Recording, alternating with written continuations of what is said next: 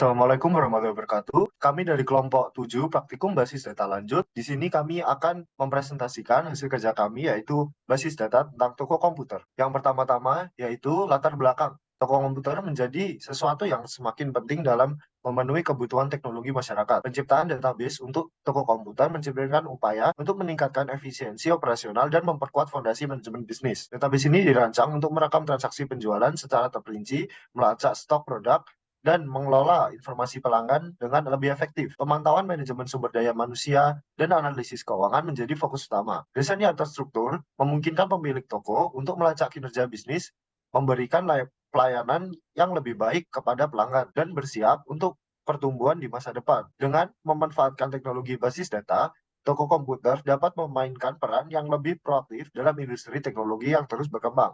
Oke, selanjutnya ada rancangan basis data yang kami buat. Yang pertama, ada tabel customer, yaitu tabel untuk menyimpan data-data dari customer. Kemudian apabila customer itu membeli suatu barang akan masuk kepada tabel invoice, dan di tabel invoice ini nanti akan lebih detailkan di tabel invoice lain. Kemudian ada tabel produk, dan apabila kita memasok barang dari pemasok, datanya akan disimpan di tabel purchase. Dan lebih detailnya bisa dilihat pada gambar.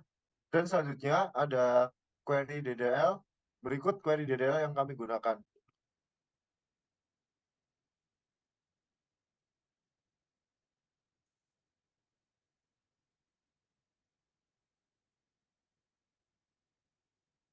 Dan apabila ingin mengakses query DML, sudah ada tertera di link yang telah kami sediakan.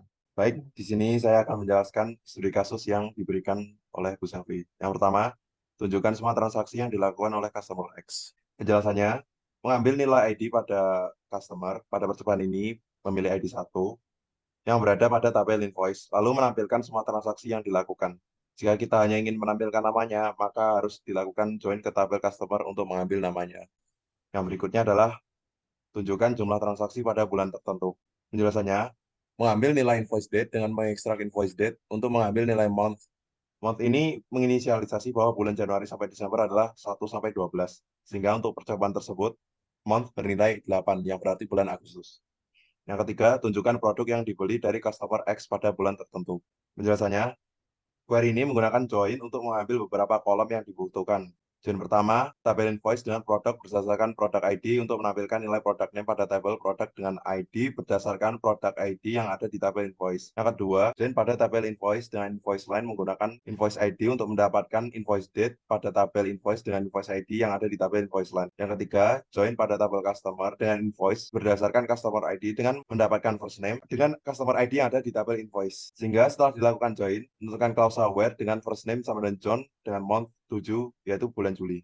Yang keempat, tunjukkan karyawan yang melayani customer X. Penjelasannya, mengambil nama staff berdasarkan staff ID, lalu melakukan join dengan invoice berdasarkan staff ID dengan kondisi where customer ID. Yang kelima, tunjukkan produk yang stoknya kurang dari 2.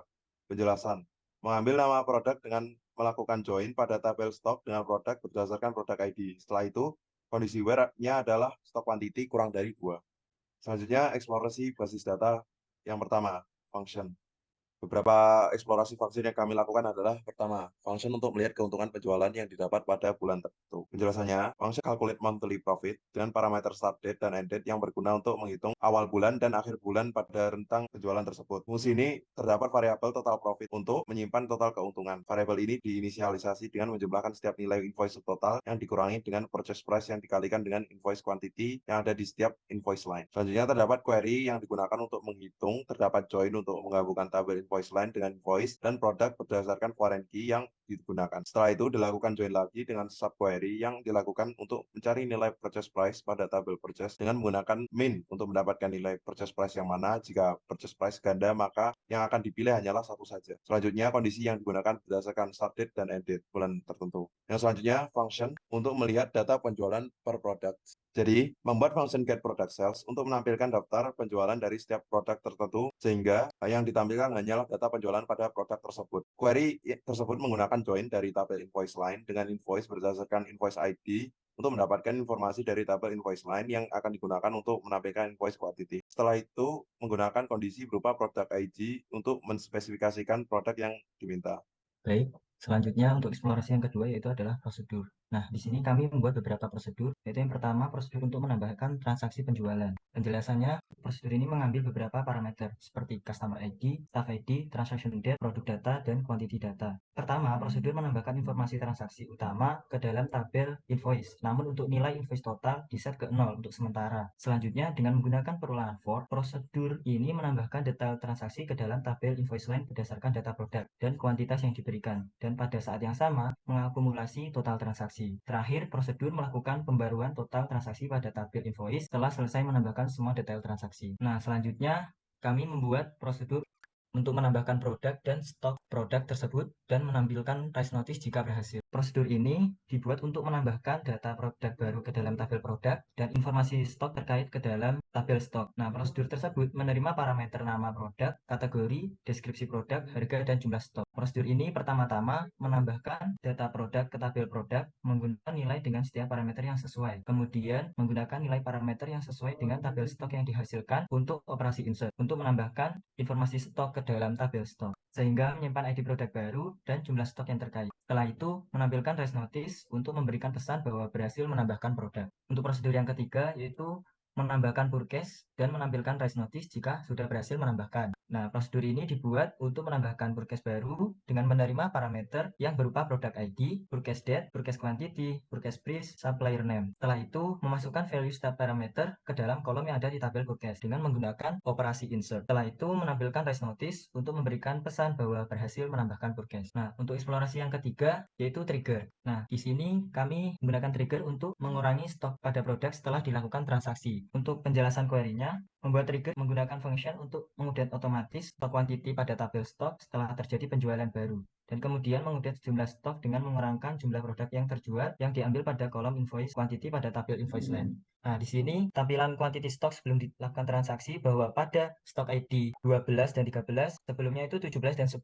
Setelah dilakukan trigger, maka stok tersebut akan berkurang, yaitu menjadi 13 dan 7. Oke, lanjut ke trigger yang kedua, yaitu untuk menambah stok secara otomatis ketika terjadi purchase baru. Pertama, function yang dieksekusi trigger ini memeriksa apakah sudah ada data stok pada untuk produk yang baru dibeli. Jika belum ada, fungsi ini akan menambahkan entry baru ke dalam tabel stok dengan jumlah stok yang baru dibeli. Namun jika sudah ada, maka fungsi ini akan mengupdate jumlah stok secara otomatis yang ada dengan menambahkan jumlah stok yang baru dibeli. Nah, selanjutnya eksplorasi yang keempat yaitu indeks. Di sini kita membuat indeks pada tabel produk dalam kolom price. Indeks ini digunakan untuk mencari produk dalam rentan harga tertentu, berguna untuk mempercepat pencarian tersebut. Terlihat pada capture, pencarian sebelum menggunakan indeks sedikit lebih lama dibandingkan setelah menggunakan indeks. Hal ini disebabkan karena data yang sedikit. Jika data dalam jumlah yang banyak, maka execution time akan lebih lama ketika tidak menggunakan indeks, karena indeks dapat berfungsi dengan baik pada data yang jumlahnya banyak. Yang kedua, kita mencari produk dengan suatu kategori, yaitu dengan membuat indeks pada tabel produk di kolom kategori. Sebelum membuat indeks, execution time itu sebesar 0,050 dan setelah membuat indeks 0,035. Selanjutnya yaitu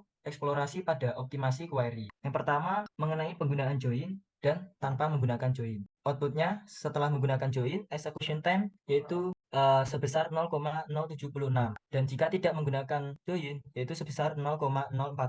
Hal ini dikarenakan bahwa query tanpa join lebih efisien karena melakukan pencarian langsung pada suatu tabel tanpa perlu menggabungkan data dari tabel lain. Oke, selanjutnya yaitu penggunaan subquery dan join. Di sini hasil outputnya sebelum menggunakan join, ini menggunakan subquery bahwa execution time-nya itu 0,140, sedangkan menggunakan join yaitu 0,073. Di sini terlihat bahwa query join lebih cepat dibandingkan dengan subquery. Nah, mengapa hal ini terjadi? Karena penggunaan subquery diharuskan untuk menggabungkan hasil dari subquery sebelum mengeksekusi hasil akhir. Sehingga hal itu akan berpengaruh pada waktu eksekusi di mana penggunaan join lebih singkat daripada penggunaan subquery. Mungkin itu saja penjelasan dari eksplorasi. Kesimpulan dan saran yang kami bisa simpulkan bahwa eksplorasi mengenai function, prosedur trigger index, dan optimasi query dalam rancangan basis data menunjukkan bahwa pemahaman mendalam terhadap fitur-fitur tersebut memiliki dampak besar terhadap kinerja dan efisien aplikasi. Saran yang kami berikan adalah untuk secara konsisten memantau kinerja aplikasi, melakukan profiling query yang secara rutin, dan memperbarui strategi optimasi sesuai dengan perubahan kebutuhan dan volume data. Selain itu, perlu menjaga konsistensi dan dokumentasi yang baik untuk memudahkan pemeliharaan dan pengembangan yang berkelanjutan. Mungkin hanya itu saja dari kelompok kami. Sekian, terima kasih. Assalamualaikum warahmatullahi wabarakatuh.